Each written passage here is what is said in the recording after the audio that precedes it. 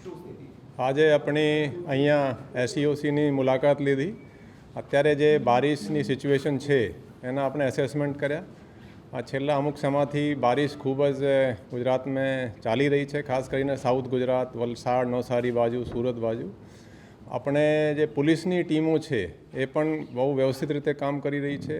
Administration પણ સારી રીતે કામ કરી રહ્યા છે. રેસ્ક્યુ એન્ડ રિલીફ ઓપરેશન વ્યવસ્થિત ચાલી રહ્યા છે.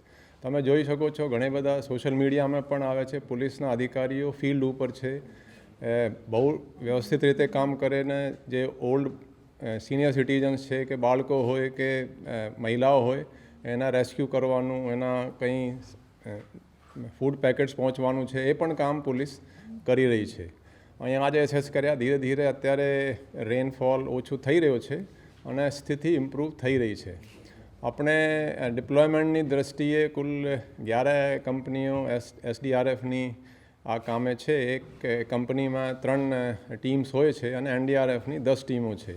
આખા ગુજરાતમાં ડિપ્લોયડ છે. અને ગઈકાલે આપણે 2 કંપનીઓ એસઆરપીની એક્સ્ટ્રા મોકલી હતી વલસાડ અને 2 કંપની નવસારી.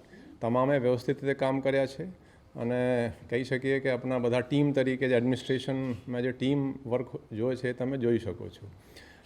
સિનિયર અધિકારીઓ જે કહી રહ્યા છે લોકલ લેવલ પર એને આપણે પણ ધ્યાન રાખવું જોઈએ. કોમન પબ્લિકને પણ હું અપીલ કરું છું કે બારિશની સિચ્યુએશન જોઈને જ તમારે બહાર જવું. જો એ પ્રેડિક્શન હોય કે બારિશ બહુ આવવાની છે તો જે વૃદ્ધો હોય કે મહિલાઓ કે બાળકોને ખાસ કરીને જે અવોઇડ થઈ શકે એ સિચ્યુએશનમાં બહાર જવાનું એ ટાળવું જોઈએ. વર્ક ફ્રોમ હોમ અગર શક્ય હોય બારિશની સિચ્યુએશનમાં તો એ થોડું વર્ક ફ્રોમ હોમ થઈ શકે તો એ કરવું જોઈએ.